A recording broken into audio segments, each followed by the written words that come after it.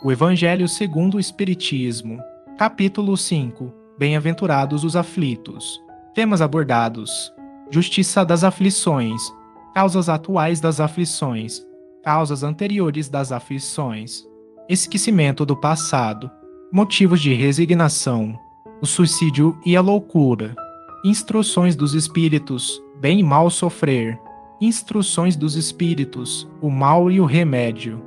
Instruções dos espíritos, a felicidade não é deste mundo.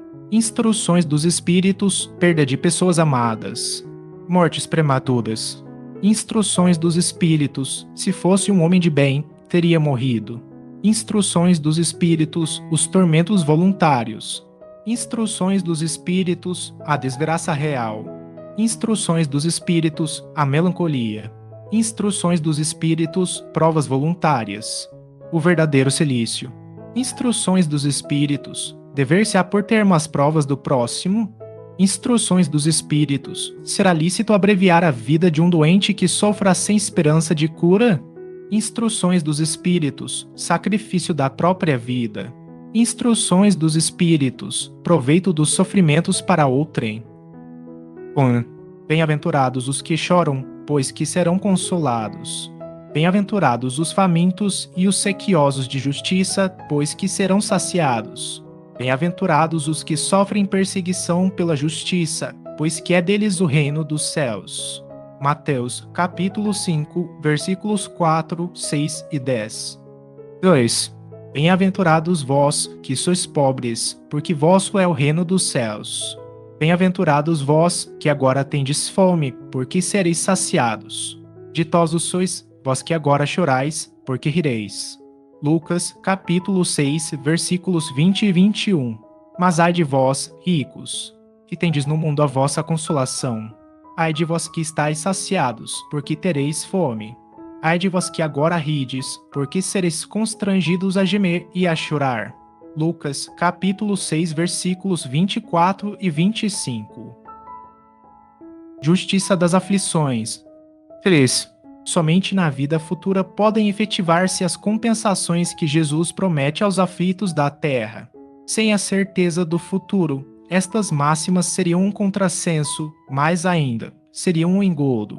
Mesmo com essa certeza, dificilmente se compreende a conveniência de sofrer para ser feliz. Ergo, dizem, para se ter maior mérito. Mas, então, pergunta-se, por que sofrem uns mais do que outros? Porque nascem uns na miséria e outros na opulência, sem coisa alguma haverem feito que justifique essas posições. Porque uns nada conseguem, ao passo que a outros tudo parece sorrir? Todavia, o que ainda menos se compreende é que os bens e os males sejam tão desigualmente repartidos entre o vício e a virtude, e que os homens virtuosos sofram, ao lado dos maus que prosperam. A fé no futuro pode consolar e infundir paciência, mas não explica essas anomalias que parecem desmentir a justiça de Deus. Entretanto, desde que admita a existência de Deus, ninguém o pode conceber sem o infinito das perfeições. Ele necessariamente tem todo o poder, toda a justiça, toda a bondade, sem o que não seria Deus. Se é soberanamente bom e justo, não pode agir caprichosamente, nem com parcialidade. Logo, as vicissitudes da vida derivam de uma causa e, pois que Deus é justo, justa de ser essa causa. Isso de que cada um deve bem compenetrar-se. Por meio dos ensinos de Jesus, Deus pôs os homens na direção dessa causa e hoje, julgando-os suficientemente maduros para compreendê-la, lhes revela completamente a aludida causa por meio do Espiritismo, isto é, pela palavra dos Espíritos. Causas atuais das aflições. 4. De duas espécies são as vicissitudes da vida, ou, se o preferirem, promanam de duas fontes bem diferentes que importa distinguir. Umas têm sua causa na vida presente, outras fora desta vida. Remontando-se à origem dos males terrestres, reconhecer-se-á que muitos são consequência natural do caráter e do proceder dos que os suportam. Quando os homens caem por sua própria culpa, quantos são vítimas de sua imprevidência, de seu orgulho e de sua ambição? Quantos se arruinam por falta de ordem, de perseverança, pelo mal proceder ou por não terem sabido limitar seus desejos. Quantas uniões desgraçadas, porque resultaram de um cálculo de interesse ou de vaidade e nas quais o coração não tomou parte alguma. Quantas dissensões e funestas disputas se teriam evitado com um pouco de moderação e menos suscetibilidade. Quantas doenças e enfermidades decorrem da intemperança e dos excessos de todo o gênero. Quantos pais são infelizes com seus filhos, porque não lhes combateram desde o princípio as más tendências. Por fraqueza ou indiferença, deixaram que neles se desenvolvessem os germes do orgulho, do egoísmo e da tola vaidade, que produzem a secura do coração. Depois, mais tarde, quando colhem o que semearam, admiram-se e se afligem da falta de deferência com que são tratados e da ingratidão deles.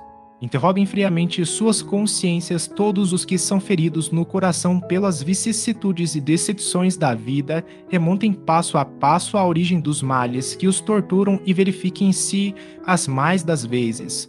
Não. Poderão dizer, se houvesse feito ou deixado de fazer tal coisa, não estaria em semelhante condição. A quem, então, há de um homem responsabilizar por todas essas aflições, senão a si mesmo? O homem, pois, em grande número de casos, é o causador de seus próprios infortúnios, mas, em vez de reconhecê-lo, acha mais simples, menos humilhante para sua vaidade acusar a sorte, a providência, a má fortuna, a má estrela, ao passo que a má estrela é apenas a sua incúria. Os males dessa natureza fornecem, indubitavelmente, um notável contingente ao cômputo das vicissitudes da vida. O homem as evitará quando trabalhar por se melhorar moralmente, tanto quanto intelectualmente. 5. A lei humana atinge certas faltas e as pune. Pode, então, o condenado reconhecer que sofre a consequência do que fez. Mas a lei não atinge, nem pode atingir todas as faltas, incide especialmente sobre as que trazem prejuízo à sociedade e não sobre as que só prejudicam os que as cometem. Deus, porém, quer que todas as suas criaturas progridam e, portanto, não deixe impune qualquer desvio do caminho reto. Não há falta alguma, por mais leve que seja, nenhuma infração da sua lei, que não acarrete forçosas e inevitáveis consequências mais ou menos deploráveis.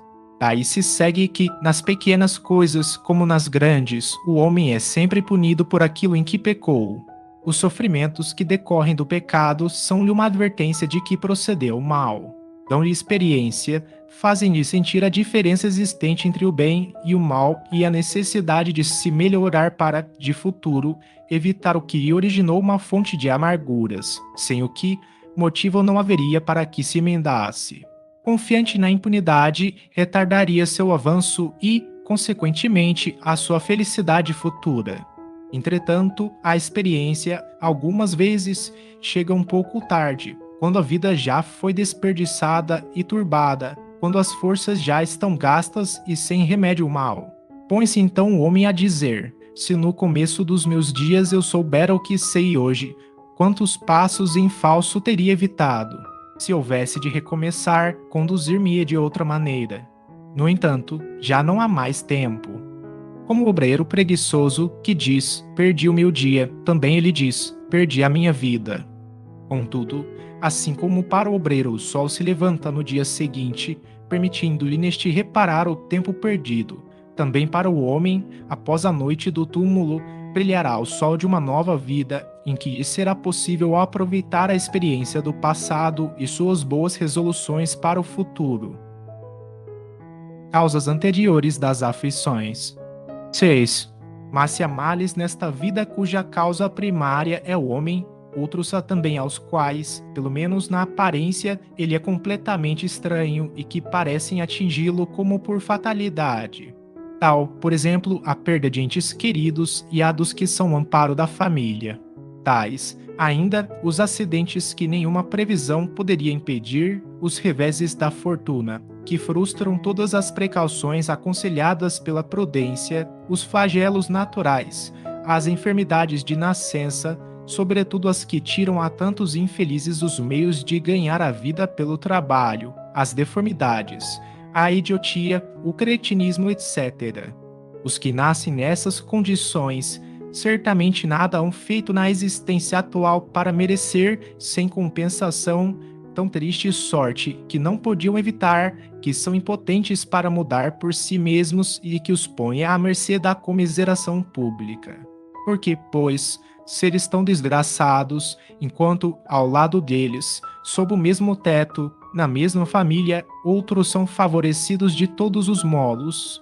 Que dizer, enfim, dessas crianças que morrem em tenra idade e da vida só conheceram sofrimentos? Problemas são esses que ainda nenhuma filosofia pôde resolver, anomalias que nenhuma religião pôde justificar e que seriam a negação da bondade, da justiça e da providência de Deus, se verificasse a hipótese de ser criada a alma ao mesmo tempo que o corpo e de estar a sua sorte irrevogavelmente determinada após a permanência de alguns instantes na terra. Que fizeram essas almas, que acabam de sair das mãos do Criador, para que se vissem, neste mundo, abraços com tantas misérias e para merecerem no futuro uma recompensa ou uma punição qualquer, visto que não hão podido praticar nem o bem, nem o mal. Todavia, por virtude do axioma segundo o qual todo efeito tem uma causa, tais misérias são efeitos que hão de ter uma causa e, desde que se admita um Deus justo, essa causa também há de ser justa. Ora, ao efeito precedendo sempre a causa, se esta não se encontra na vida atual, há de ser anterior a essa vida, isto é, há de estar numa existência precedente. Por outro lado, não podendo Deus punir alguém pelo bem que fez, nem pelo mal que não fez. Se somos punidos, é que fizemos o mal, se esse mal não o fizemos na presente vida, tê-lo-emos feito noutra. É uma alternativa a que ninguém pode fugir e em que a lógica decide de que parte se acha a justiça de Deus. O homem, pois, nem sempre é punido ou punido completamente na sua existência atual, mas não escapa nunca às consequências de suas faltas. A prosperidade do mal é apenas momentânea. Se ele não espiar hoje, espiará amanhã, ao passo que aquele que sofre está espiando o seu passado. O infortúnio que, à primeira vista, parece merecido tem sua razão de ser, e aquele que se encontra em sofrimento pode sempre dizer: perdoa-me, Senhor, porque pequei. 7. Os sofrimentos devidos a causas anteriores à existência presente, como os que se originam de culpas atuais, são muitas vezes a consequência da falta cometida, isto é, o homem, pela ação de uma rigorosa justiça distributiva, sofre o que fez sofrer aos outros. Se foi duro e desumano, poderá ser a seu turno tratado duramente e com desumanidade. Se foi orgulhoso, poderá nascer em humilhante condição. Se foi avaro, egoísta, ou se fez mau uso de suas riquezas, poderá ver-se privado do necessário. Se foi mau filho, poderá sofrer pelo procedimento de seus filhos, etc. Assim se explicam pela pluralidade das existências e pela destinação da Terra, como mundo expiatório, as anomalias que apresenta a distribuição da ventura e da desventura entre os bons e os maus neste planeta. Semelhante anomalia, contudo, só existe na aparência, porque considerada tão só do ponto de vista da vida presente. Aquele que se elevar pelo pensamento, de maneira a apreender toda uma série de existências, verá que a cada um é atribuída a parte que lhe compete, sem prejuízo da que lhe tocará no mundo dos espíritos, e verá que a justiça de Deus nunca se interrompe. Jamais deve o homem olvidar que se acha no mundo inferior, ao qual somente as suas imperfeições o conservam preso. A cada vicissitude, cumpre lembrar-se de que, se pertencesse ao mundo mais adiantado, isso não se daria e que só de si depende não voltar a este, trabalhando por se melhorar. 8. As tribulações podem ser impostas a espíritos endurecidos ou extremamente ignorantes para levá-los a fazer uma escolha com conhecimento de causa. Os espíritos penitentes, porém, desejosos de reparar o mal que hajam feito e de proceder melhor, esses as escolhem livremente. Tal o caso de um que, havendo desempenhado mal sua tarefa, pede-lhe a deixem recomeçar para não perder o fruto de seu trabalho. As tribulações, portanto, são, ao mesmo tempo, expiações do passado, que recebe nelas o merecido castigo, e provas com relação ao futuro que elas preparam. Rendamos graças a Deus que, em sua bondade, faculta ao homem reparar seus erros e não condena irrevogavelmente por uma primeira falta. 9. Não há crer, no entanto, que todo o sofrimento suportado neste mundo denote a existência de uma determinada falta. Muitas vezes são simples provas buscadas pelo espírito para concluir a sua depuração e ativar o seu progresso. Assim, a expiação serve sempre de prova, mas nem sempre a prova é uma expiação. Provas e expiações, todavia, são sempre sinais de relativa inferioridade, porquanto o que é perfeito não precisa ser provado.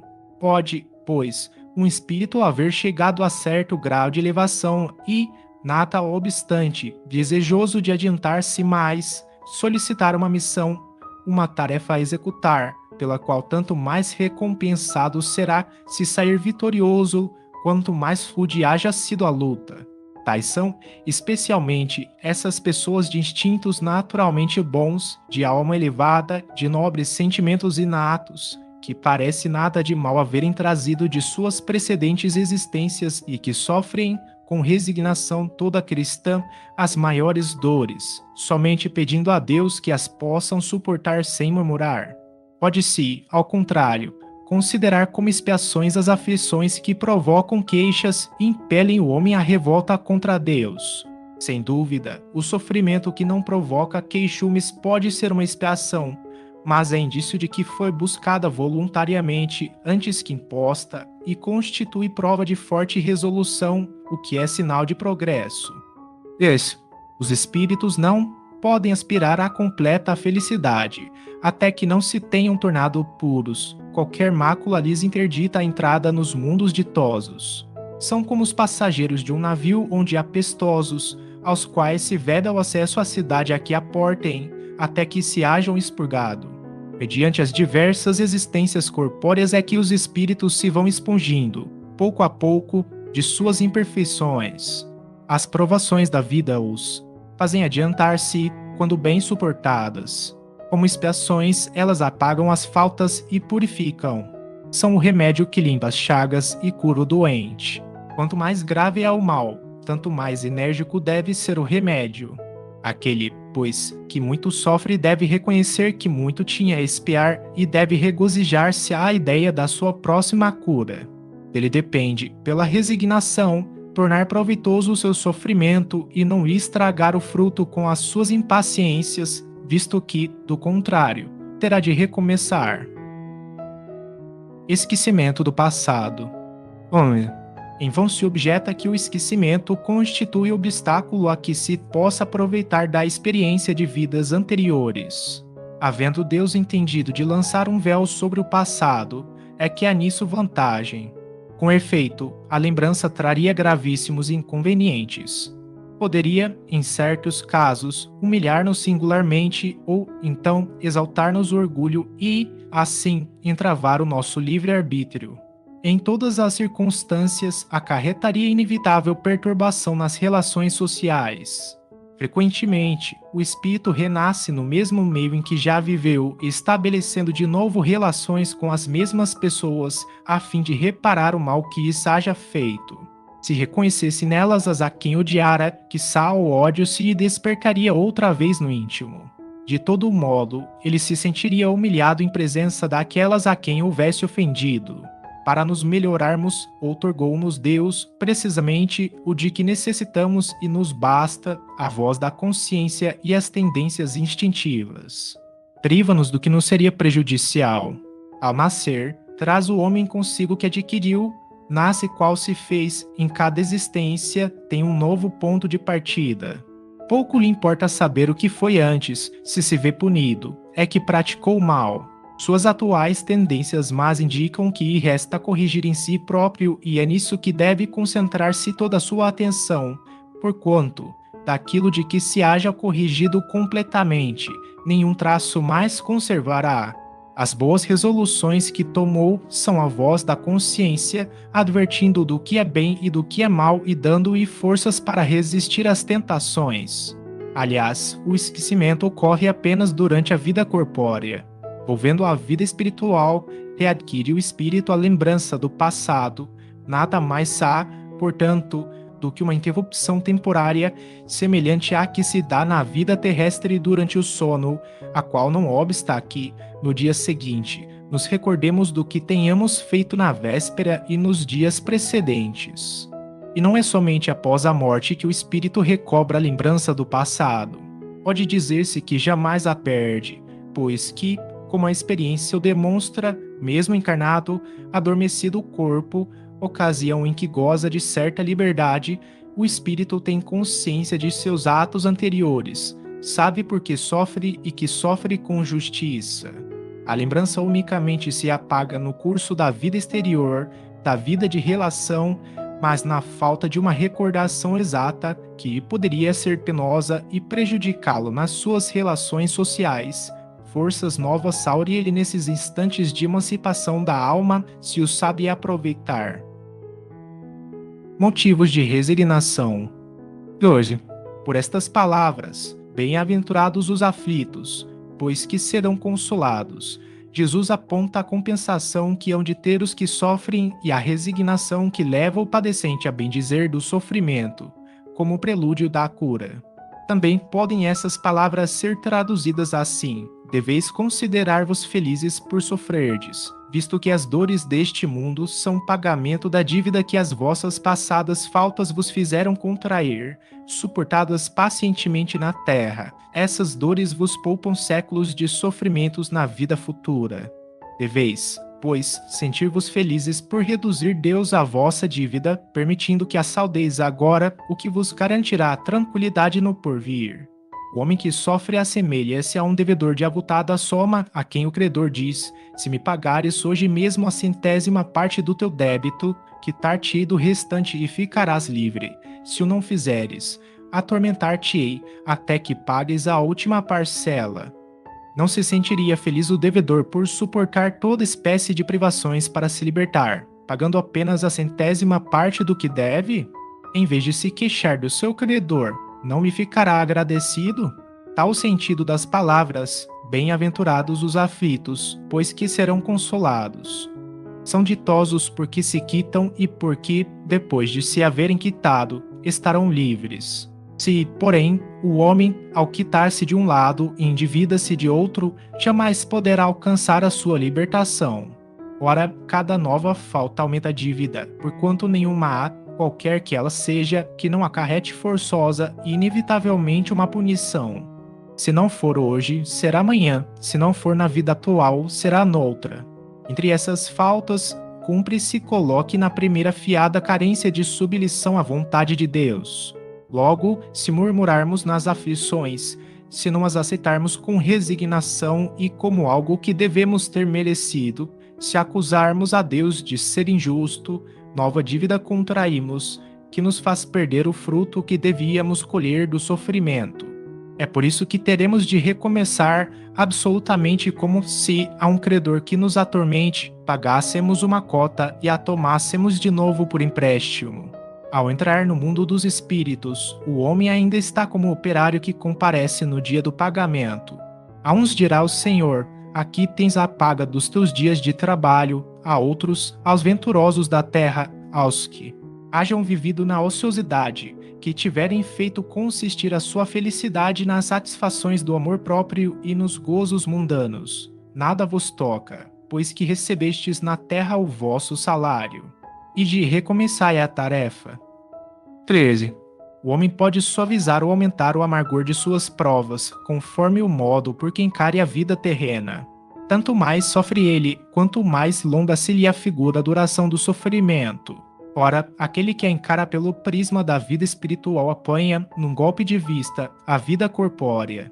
Ele a vê como um ponto no infinito, compreende a curteza e reconhece que esse penoso momento terá presto passado.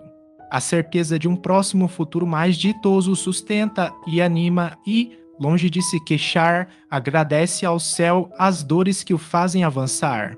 Contrariamente, para aquele que apenas vê a vida corpórea, interminável lhe parece esta, e a dor oprime com todo o seu peso.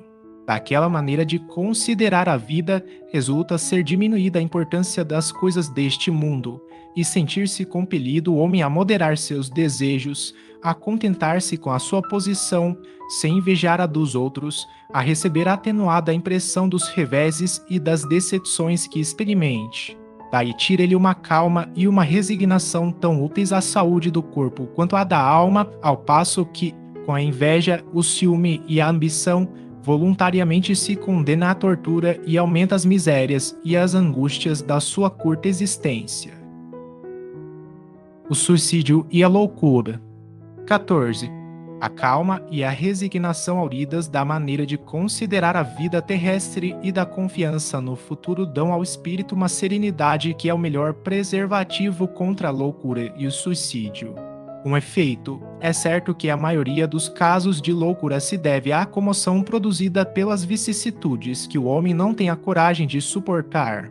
Ora, se encarando as coisas deste mundo da maneira porque o Espiritismo faz que ele as considere, o homem recebe com indiferença, mesmo com alegria, os reveses e as decepções que houveram desesperado noutras circunstâncias. Evidente se torna que essa força, que o coloca acima dos acontecimentos, e preserva de abalos a razão, os quais, se não fora isso, a conturbariam.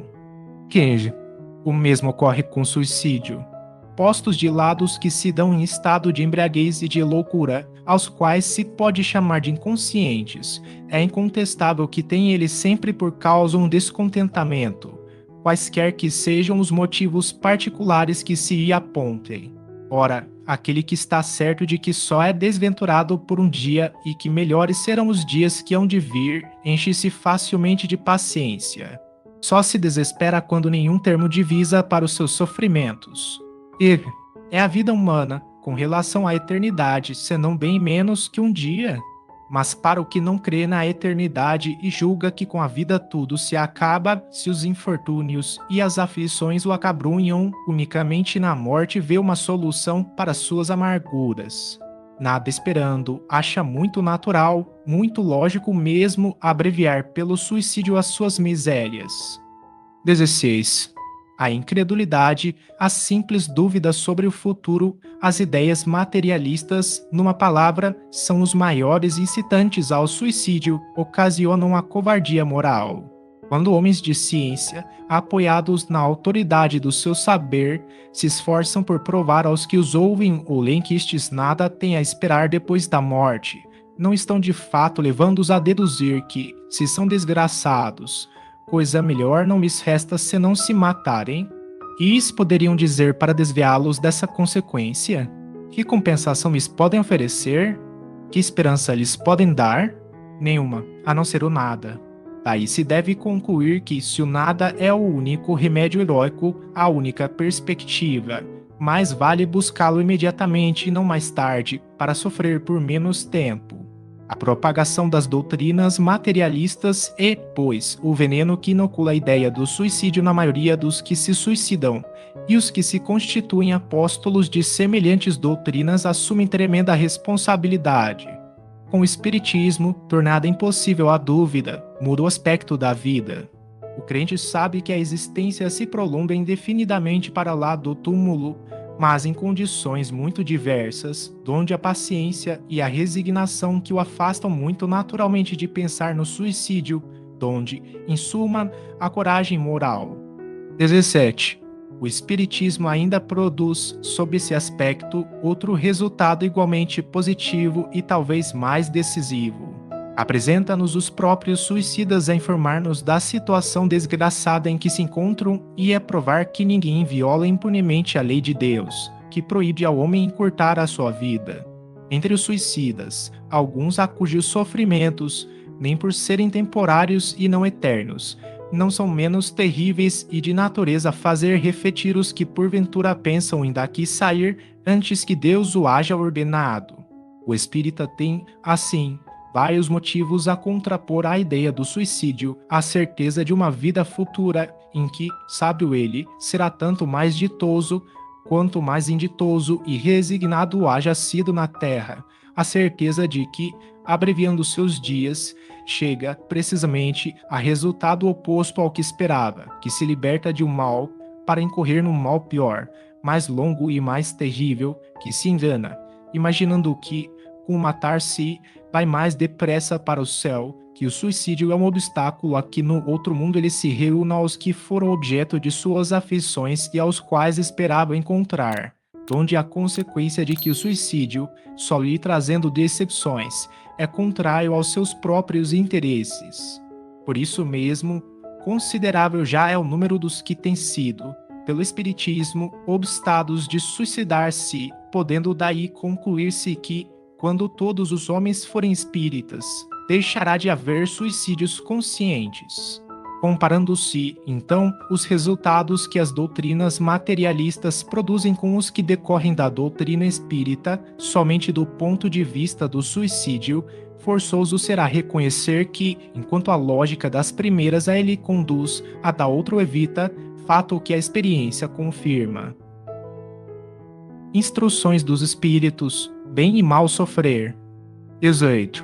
Quando Cristo disse: Bem-aventurados os aflitos, o reino dos céus lhes pertence, não se referia de modo geral aos que sofrem, visto que sofrem todos os que se encontram na terra, quer ocupem tronos, quer jazam sobre a palha.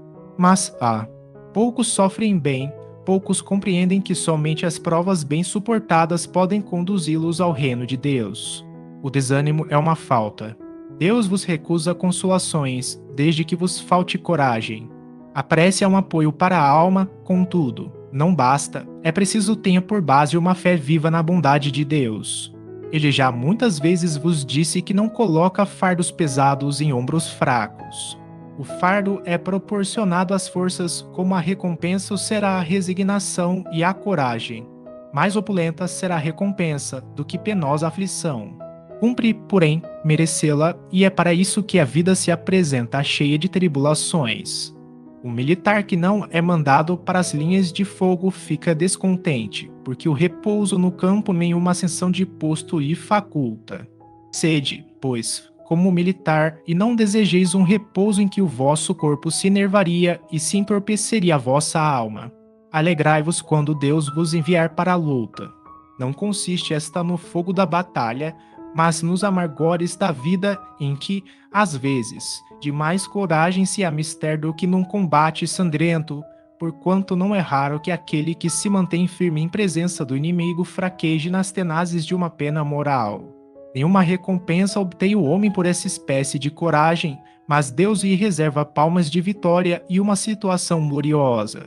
Quando vos advém uma causa de sofrimento ou de contrariedade, sobreponde-vos-á ela e, quando houverdes conseguido dominar os ímpetos da impaciência, da cólera ou do desespero, dizei, de vós para convosco, cheio de justa satisfação, fui o mais forte.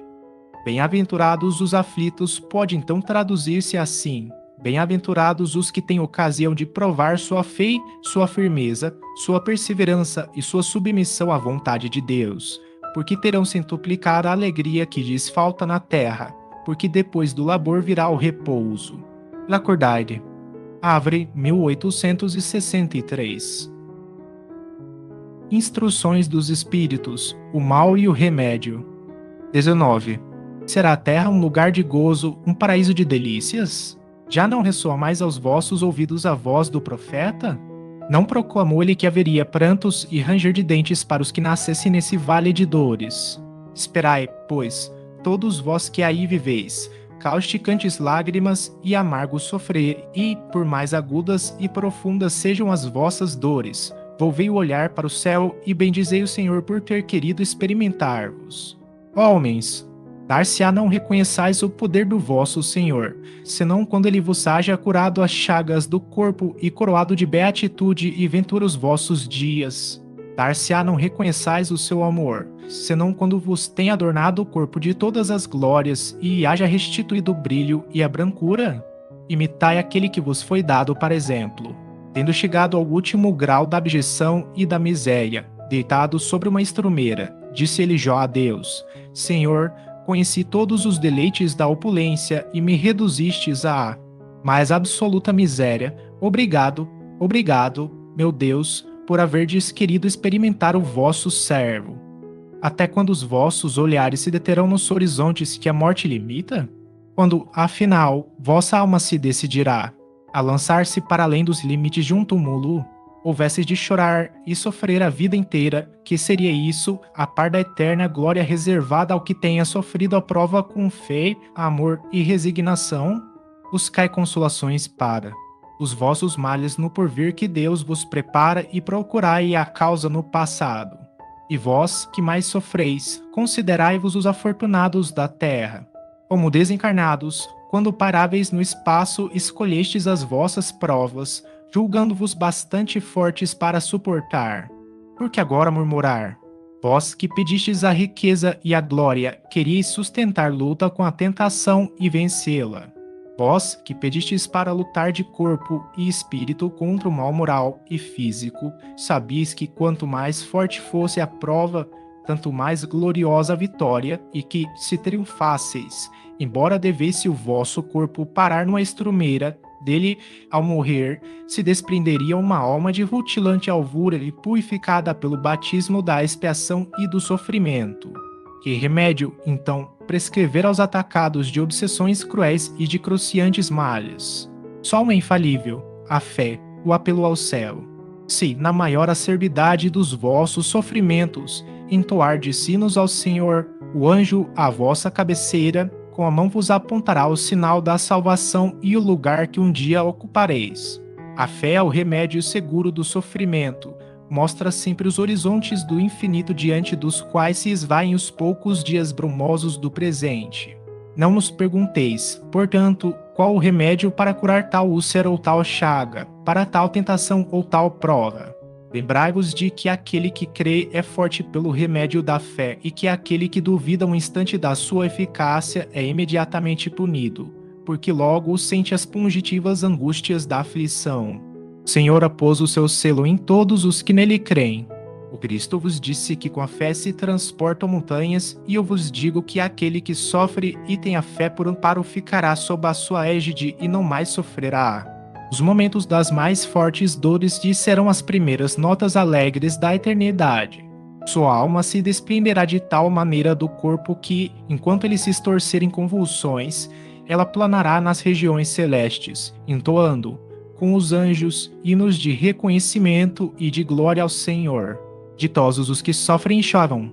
Alegres estejam suas almas, porque Deus as cumulará de bem-aventuranças. Santo Agostinho, Paris, 1863. Instruções dos Espíritos. A felicidade não é deste mundo. Gente, não sou feliz. A felicidade não foi feita para mim, exclama geralmente o homem em todas as posições sociais. Isso, meus caros filhos, prova, melhor do que todos os raciocínios possíveis, a verdade desta máxima do Eclesiastes: a felicidade não é deste mundo. Com efeito, nem a riqueza, nem o poder, nem mesmo a florida juventude são condições essenciais à felicidade. Digo mais, nem mesmo reunidas essas três condições tão desejadas, porquanto incessantemente se ouvem, no seio das classes mais privilegiadas, pessoas de todas as idades se queixarem amargamente da situação em que se encontram. Diante de tal fato, é inconcebível que as classes laboriosas e militantes invejem com tanta ânsia a posição das que parecem favorecidas da fortuna.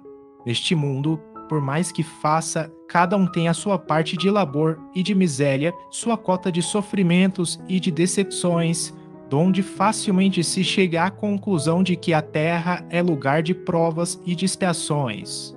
Assim, pois, os que pregam que ela é a única morada do homem e que somente nela e numa só existência é que lhe cumpre alcançar o mais alto grau das felicidades que a sua natureza comporta, iludem-se e enganam os que os escutam, visto que demonstrado está, por experiência arquissecular, que só excepcionalmente este globo apresenta as condições necessárias à completa felicidade do indivíduo. Em tese geral, pode afirmar-se que a felicidade é uma utopia a cuja conquista as gerações se lançam sucessivamente, sem jamais lograrem alcançá-la. Se o homem ajuizado é uma raridade neste mundo, o homem absolutamente feliz jamais foi encontrado. O em que consiste a felicidade na terra é coisa tão efêmera para aquele que não tem a guiá-lo a ponderação, que, por um ano, um mês, uma semana de satisfação completa, todo o resto da existência é uma série de amarguras e decepções. E notai, meus caros filhos, que falo dos venturosos da terra, dos que são invejados pela multidão. Conseguintemente, se a morada terrena são peculiares as provas e a estação, forçoso é se admita aqui algures, moradas a mais favorecidas, onde o espírito, conquanto aprisionado ainda numa carne material, possui em toda a plenitude os gozos inerentes à vida humana. Tal a razão porque Deus semeou o vosso turbilhão, esses belos planetas superiores para os quais os vossos esforços e as vossas tendências vos farão gravitar um dia quando vos achardes suficientemente purificados e aperfeiçoados. Todavia, não deduzais das minhas palavras que a terra esteja destinada para sempre a ser uma penitenciária. Não, certamente. Dos progressos já realizados, podeis facilmente deduzir os progressos futuros e, dos melhoramentos sociais conseguidos, novos e mais fecundos melhoramentos. Essa tarefa é imensa cuja execução cabe à nova doutrina que os Espíritos vos revelaram. Assim, pois, meus queridos filhos, que uma santa emulação vos anime e que cada um de vós se despoje do homem velho. Deveis todos consagrar-vos à propagação desse espiritismo que já deu começo à vossa própria regeneração. Corre-vos o dever de fazer que os vossos irmãos participem dos raios da sagrada luz. Mãos, portanto, à obra, meus muito queridos filhos. E nesta reunião solene todos os vossos corações aspirem a esse grandioso objetivo de preparar para gerações por vindouras um mundo no qual já não seja vã a palavra felicidade. François Nicolas Madeleine, Cardeal Morlot, Paris, 1863. Instruções dos espíritos, perda de pessoas amadas, mortes prematuras. 21. Quando a morte ceifa nas vossas famílias, arrebatando, sem restrições, os mais moços antes dos velhos, costumais dizer: Deus não é justo, pois sacrifica um que está forte e tem grande futuro e conserva os que já viveram longos anos, cheios de decepções, pois leva os que são úteis e deixa os que para nada mais servem, pois despedaça o coração de uma mãe, privando-a da inocente criatura que era toda a sua alegria. Humanos, é nesse ponto que precisais elevar-vos acima do terra a terra da vida para compreenderdes que o bem, muitas vezes, está onde julgais ver o mal, a sábia previdência onde pensais divisar a cega fatalidade do destino. Porque a vez de avaliar a justiça divina pela vossa, podeis supor que o Senhor dos mundos se aplique, por mero capricho, a vos infligir penas cruéis. Nada se faz sem um fim inteligente e, seja o que for que aconteça, tudo tem a sua razão de ser. Se perscrutasseis melhor todas as dores que vos advêm, nelas encontraríeis sempre a razão divina, razão regeneradora, e os vossos miseráveis interesses se tornariam de tão secundária consideração, que os atiraríeis para o último plano. Regime, a morte é preferível, numa encarnação de 20 anos, a esses vergonhosos desregramentos que pungem famílias respeitáveis, dilaceram corações de mães e fazem que antes do tempo embranqueçam os cabelos dos pais. Frequentemente, a morte prematura é um grande benefício que Deus concede àquele que se vai e que assim se preserva das misérias da vida ou das seduções que talvez lhe acarretassem a perda. Não é vítima da fatalidade aquele que morre na flor dos anos, é que Deus julga não convir que ele permaneça por mais tempo na terra. É uma horrenda desgraça, dizeis, ver cortado o fio de uma vida tão preenche de esperanças. De que esperanças falais? Das da terra, onde o liberto houvera podido brilhar, abrir caminho e enriquecer? Sempre essa visão estreita, incapaz de elevar-se acima da matéria. Sabeis qual teria sido a sorte dessa vida, ao vosso parecer tão cheia de esperanças? Quem vos disse que ela não seria saturada de amarguras? Desdenhais então das esperanças da vida futura, ao ponto de preferirdes as da vida efêmera que arrastais na terra? Supondes então que mais vale uma posição elevada entre os homens, do que entre os espíritos bem-aventurados. Em vez de vos queixardes, regozijai-vos quando praz a Deus retirar deste vale de misérias um de seus filhos. Não será egoístico desejardes que ele aí continuasse para sofrer convosco? Essa dor se concebe naquele que carece de fé e que vê na morte uma separação eterna. Vós, espíritas, porém, sabeis que a alma vive melhor quando desembaraçada do seu invólucro corpóreo. Mas sabei que vossos filhos bem-amados estão perto de vós, sim, estão muito perto. Seus corpos fluídicos vos envolvem, seus pensamentos vos protegem, a lembrança que deles guardais os transporta de alegria, mas também as vossas dores desarrazoadas os afligem, porque denotam falta de fé e exprimem uma revolta contra a vontade de Deus.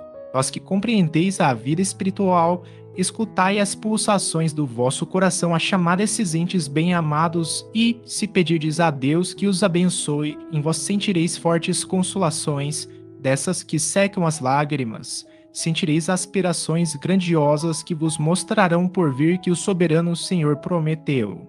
Sanson, ex-membro da Sociedade Espírita de Paris, 1863. Instruções dos Espíritos: se fosse um homem de bem, teria morrido. 22. Falando de um homem mau que escapa de um perigo, costumais dizer: se fosse um homem bom, teria morrido. Pois bem, assim falando, dizeis uma verdade, pois, com efeito, muito a miúde sucede dar Deus a um espírito de progresso ainda incipiente prova mais longa do que a um bom que, por prêmio do seu mérito, receberá a graça de ter tão curta quanto possível a sua provação. Por conseguinte, quando vos utilizais daquele axioma, não suspeitais de que proferis uma blasfêmia. Se move um homem de bem, cujo vizinho é mau homem, logo observais, antes fosse este. Enunciais uma enormidade, porquanto aquele que parte concluiu a sua tarefa e o que fica talvez não haja principiado a sua. Por que, então, haveríeis de querer que ao mal faltasse tempo para terminá-la e que o outro permanecesse preso à gleba terrestre? E dirisse um prisioneiro, que cumpriu a sentença contra ele pronunciada, fosse conservado no cárcere ao mesmo tempo que restituíssem à liberdade um que esta não tivesse direito? E cai sabendo que a verdadeira liberdade, para o espírito, consiste no rompimento dos laços que o prendem ao corpo e que, enquanto vos achardes na terra, estareis em cativeiro. Habituai-vos a não censurar o que não podeis compreender e crede que Deus é justo em todas as coisas. Muitas vezes, o que vos parece um mal é um bem. Tão limitadas, no entanto, são as vossas faculdades, que o conjunto do grande todo não apreendem os vossos sentidos obtusos. Esforçai-vos por sair, pelo pensamento, da vossa acanhada esfera e, à medida que vos elevardes, diminuirá para vós a importância da vida material que, nesse caso, se vos apresentará como simples incidente no curso infinito da vossa existência espiritual, única existência verdadeira. Fenelon, Sens, 1861. Instruções dos Espíritos, os tormentos voluntários. 23. Vive o homem incessantemente em busca da felicidade, que também incessantemente lhe foge, porque felicidade sem mescla não se encontra na terra. Entretanto, malgrado as vicissitudes que formam o cortejo inevitável da vida terrena, poderia ele, pelo menos, gozar de relativa felicidade, se não a procurasse nas coisas perecíveis e sujeitas às mesmas vicissitudes, isto é, os gozos materiais em vez de a procurar nos gozos da alma, que são um prelibar dos gozos celestes, imperecíveis, em vez de procurar a paz do coração, única felicidade real neste mundo, ele se mostra ávido de tudo o que o agitará e turbará e, coisa singular, o homem, como que de intento, cria para si tormentos que está nas suas mãos evitar. Haverá maiores do que os que derivam da inveja e do ciúme? Para o invejoso e o ciumento, não há repouso, estão perpetuamente febricitantes.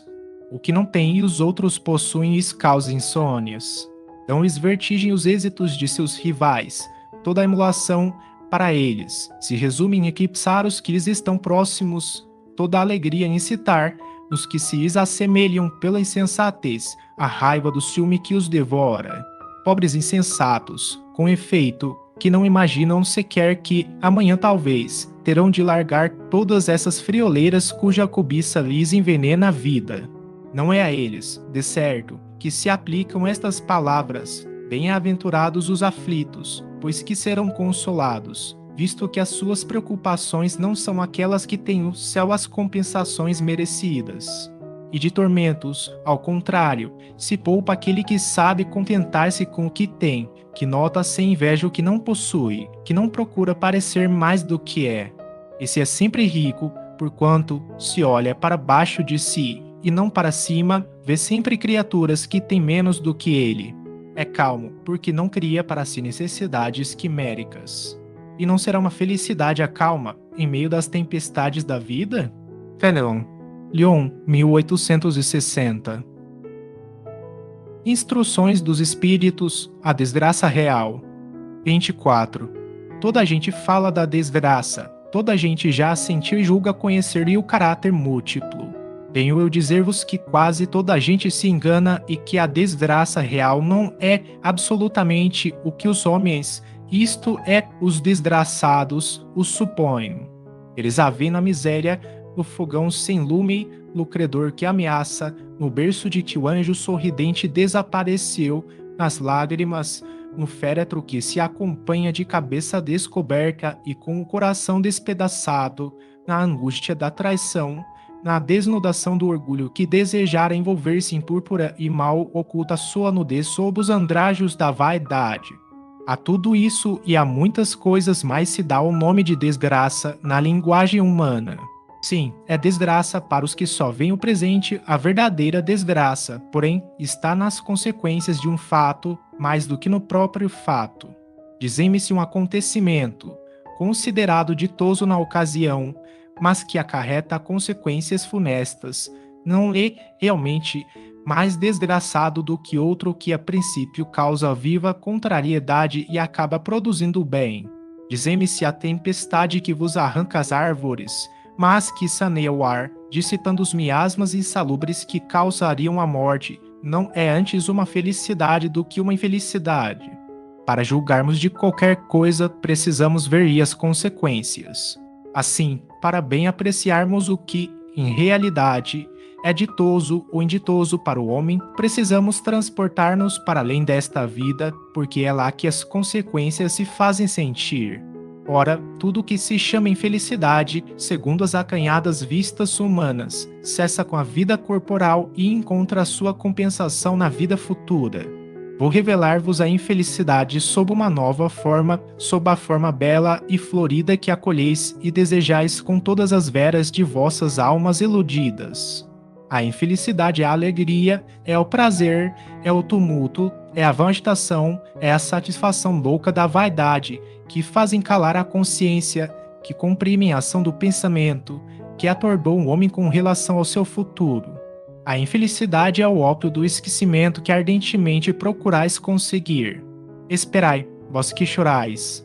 Tremei, vós que rides, pois que o vosso corpo está satisfeito. A Deus não se engana, não se foge ao destino, e as provações, credoras mais impiedosas do que a matilha que a miséria desencadeia, vos espreitam repouso ilusório para vos imergir de súbito na agonia da verdadeira infelicidade, daquela que surpreende a alma amolentada pela indiferença e pelo egoísmo. Que, pois, o Espiritismo vos esclareça e recoloque para vós, sob verdadeiros prismas, a verdade e o erro, tão singularmente deformados pela vossa cegueira. Agireis então como bravos soldados que, longe de fugirem ao perigo, preferem as lutas dos combates arriscados à paz que lhes não pode dar glória nem promoção. Que importa ao soldado perder na refrega armas, bagagens e uniforme, desde que saia vencedor e com glória? Que importa ao que tem fé no futuro deixar no campo de batalha da vida a riqueza e o manto de carne, contanto que sua alma entre gloriosa no reino celeste. Delfina de Girardin, Paris, 1861. Instruções dos Espíritos, a Melancolia. 25. Sabeis por que, às vezes, uma vaga tristeza se apodera dos vossos corações e vos leva a considerar amarga a vida? É que vosso espírito, aspirando à felicidade e à liberdade, se esgota, jungido ao corpo que lhe serve de prisão, em vãos esforços para sair dele. Reconhecendo inúteis esses esforços, cai no desânimo e, como o corpo lhe sofre a influência, toma-vos a lassidão, o abatimento, uma espécie de apatia e vos julgais infelizes. Crede-me, resisti com energia a essas impressões que vos enfraquecem a vontade. São inatas no espírito de todos os homens as aspirações por uma vida melhor, mas não as busqueis neste mundo e, agora, quando Deus vos envia os espíritos que lhe pertencem, para vos instruírem acerca da felicidade que ele vos reserva, aguardai pacientemente o anjo da libertação, para vos ajudar a romper os liames que vos mantém cativo o espírito. Lembrai-vos de que, durante o vosso degredo na terra, tendes de desempenhar uma missão de que não suspeitais, quer dedicando-vos à vossa família, quer cumprindo as diversas obrigações que Deus vos confiou. Se, no curso desse degredo provação, exonerando-vos dos vossos encargos, sobre vos desabarem os cuidados, as inquietações e tribulações, sede fortes e corajosos para os suportar. Afrontai os resolutos. Dura um pouco e vos conduzirão à companhia dos amigos por quem chorais e que, jubilosos por ver-vos de novo entre eles, vos estenderão os braços, a fim de guiar-vos a uma região inacessível às aflições da terra. François de Geneve, Ordeaux. Instruções dos Espíritos, provas voluntárias. O verdadeiro cilício. 26. Perguntai se é lícito ao homem abrandar suas próprias provas. Essa questão equivale a esta outra. É lícito aquele que se afoga, cuidar de salvar-se. Aquele em quem um espinho entrou, retirá-lo. Ao que está doente, chamar o médico. As provas têm por fim exercitar a inteligência, tanto quanto a paciência e a resignação. Pode dar-se que um homem nasça em posição penosa e difícil, precisamente para se ver obrigado a procurar meios de vencer as dificuldades. O mérito consiste em sofrer, sem murmurar, as consequências dos males que não seja possível evitar, em perseverar na luta, em se não desesperar, se não é bem-sucedido, nunca, porém, numa negligência que seria mais preguiça do que virtude. Essa questão dá lugar naturalmente a outra. Pois, se Jesus disse, bem-aventurados os aflitos, haverá mérito em procurar alguém aflições que lhe agravem as provas por meio de sofrimentos voluntários. A isso responderei muito positivamente. Sim, há grande mérito quando os sofrimentos e as privações objetivam o bem do próximo, porquanto é a caridade pelo sacrifício. Não, quando os sofrimentos e as privações somente objetivam o bem daquele que a si mesmo as inflige, porque aí só há egoísmo por fanatismo. Grande distinção cumpre aqui se faça, pelo que vos respeita pessoalmente. Contentai-vos com as provas que Deus vos manda e não lhes aumenteis o volume, já de si por vezes tão pesado. Aceitá-las sem queixumes e com fé, estudo que de vos exige ele. Não enfraqueçais o vosso corpo com privações inúteis e macerações sem objetivo, pois que necessitais de todas as vossas forças para cumprirdes a vossa missão de trabalhar na terra. Torturar e martirizar voluntariamente o vosso corpo é contravir a lei de Deus, que vos dá meios de o sustentar e fortalecer. Enfraquecê-lo sem necessidade é um verdadeiro suicídio. Usai, mas não abuseis, tal a lei. O abuso das melhores coisas tem a sua punição nas inevitáveis consequências que acarreta. Muito diverso é o que ocorre quando o homem impõe a si próprios sofrimentos para o alívio do seu próximo. Se suportardes o frio e a fome para aquecer e alimentar alguém que precise ser aquecido e alimentado, e se o vosso corpo disso se ressente, fazeis um sacrifício que Deus abençoa. Vós que deixais os vossos aposentos perfumados para irdes à mansarda infecta levar a consolação, vós que sujais as mãos delicadas pensando chagas, vós que vos privais do sono para velar a cabeceira de um doente que apenas é vosso irmão em Deus, vós, enfim, que despendeis a vossa saúde na prática das boas obras, tendes em tudo isso o vosso cilício, verdadeiro e abençoado silício, visto que os gozos do mundo não vos secaram o coração, que não adormecestes no seio das volúpias enervantes da riqueza, antes vos constituístes anjos consoladores dos pobres deserdados. Vós, porém, que vos retirais do mundo, para evitar as seduções e viver no insulamento, que utilidade tendes na terra? Onde a vossa coragem nas provações, uma vez que fugis à luta e desertais do combate. Se quereis um cilício, aplicai-o às vossas almas, e não aos vossos corpos. Mortificai o vosso espírito, e não a vossa carne. Fustigai o vosso orgulho, recebeis sem murmurar as humilhações. Flagiciai o vosso amor próprio, enrijai-vos contra a dor da injúria e da calúnia, mais pungente do que a dor física. Aí tendes o verdadeiro cilício, cujas feridas vos serão contadas, porque atestarão a vossa coragem e a vossa submissão à vontade de Deus. Um anjo guardião. Paris, 1863. Instruções dos Espíritos. Dever-se a pôr termo às provas do próximo. 27. Deve alguém pôr termo às provas do seu próximo quando possa, ou deve, para respeitar os desígnios de Deus, deixar que sigam seu curso? Já vos temos dito e repetido muitíssimas vezes que estáis nessa terra de expiação para concluirdes as vossas provas e que tudo o que vos sucede é consequência das vossas existências anteriores, são os juros da dívida que tendes de pagar. Esse pensamento, porém, provoca em certas pessoas reflexões que devem ser combatidas devido aos funestos efeitos que poderiam determinar. Pensam alguns que, estando-se na terra para espiar, cumpre que as provas sigam seu curso. Outros há, mesmo, que vão até ao ponto de julgar que não só nada devem fazer para as atenuar, mas que, ao contrário, devem contribuir para que elas sejam mais proveitosas, tornando-as mais vivas. Grande erro. É certo que as vossas provas têm de seguir o curso que lhes traçou Deus. Dar-se-á, porém, conheçais esse curso, sabeis até onde tem elas de ir, e se o vosso Pai misericordioso não terá dito ao sofrimento de tal ou tal dos vossos irmãos, não irás mais longe? Sabeis se a providência não vos escolheu, não como instrumento de suplício para agravar os sofrimentos do culpado, mas como o bálsamo da consolação para fazer cicatrizar as chagas que a sua justiça abrira? Não digais, pois, quando virdes atingido um dos vossos irmãos, é a justiça de Deus, importa que siga o seu curso. Dizei antes, vejamos que meios o Pai misericordioso me pôs ao alcance para suavizar o sofrimento do meu irmão. Vejamos se as minhas consolações morais, o meu amparo material ou meus conselhos poderão ajudá-lo a vencer essa prova com mais energia, paciência e resignação.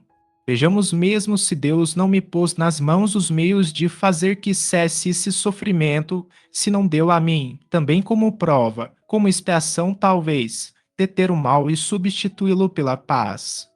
Ajudai-vos, pois, sempre, mutuamente, nas vossas respectivas provações e nunca vos considereis instrumentos de tortura. Contra essa ideia deve revoltar-se todo homem de coração, principalmente todo espírita, porquanto este, melhor do que qualquer outro, deve compreender a extensão infinita da bondade de Deus. Deve o espírita estar compenetrado de que a sua vida toda tem de ser um ato de amor e de devotamento, que, faça-lhe o que fizer para se opor às decisões do Senhor, estas se cumprirão. Pode, portanto, sem receio, empregar todos os esforços por atenuar o amargor da expiação, certo, porém, de que só a Deus cabe detê-la ou prolongá-la conforme julgar conveniente. Não haveria imenso orgulho, da parte do homem, em se considerar no direito de, por assim dizer, revirar a arma dentro da ferida, de aumentar a dose do veneno nas vísceras daquele que está sofrendo, sob o pretexto de que tal é a sua expiação? Considerai-vos sempre como instrumento para fazê-la cessar. Resumindo, todos estáis na terra para expiar, mas todos, sem exceção, deveis esforçar-vos por abrandar a expiação dos vossos semelhantes, de acordo com a lei de amor e caridade. Bernardino, Espírito Protetor. Bordeaux, 1863. Instruções dos Espíritos. Será lícito abreviar a vida de um doente que sofra sem esperança de cura? 28. Um homem está agonizante, presa de cruéis sofrimentos. Sabe-se que seu estado é desesperador. Será lícito poupar em si alguns instantes de angústias, apressando-se o fim? Quem vos daria o direito de prejulgar os desígnios de Deus? Não pode lhe conduzir o homem até a borda do fosso, para daí o retirar, a fim de fazê-lo voltar a si e alimentar ideias diversas das que tinha? Ainda que haja chegado ao último extremo moribundo, ninguém pode afirmar com segurança que lhe haja soado a hora derradeira. A ciência não se terá enganado nunca em suas previsões.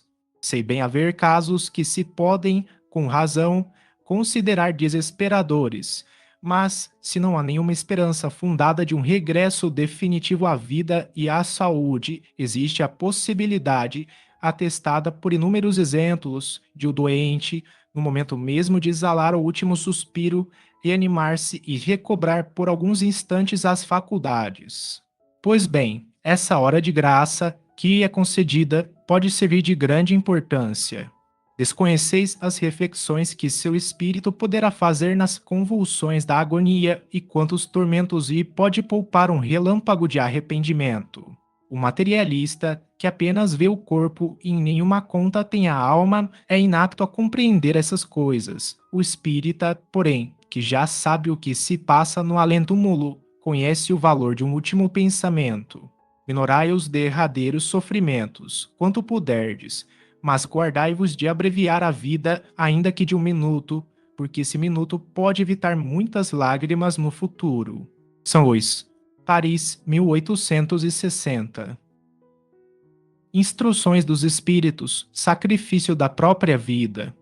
29.